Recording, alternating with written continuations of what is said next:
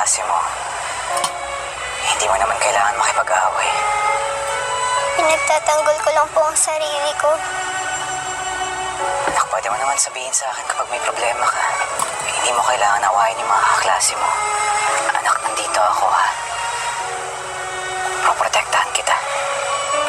Ayoko po. May problema ba, anak?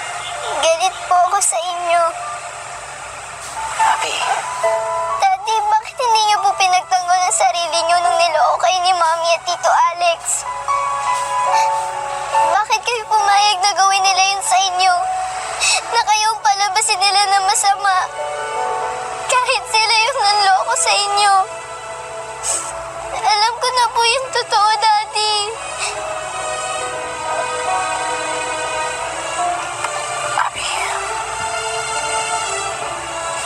Hindi ko gustong madamay ka. Bakit hindi niyo po sinabi sa akin? Anak,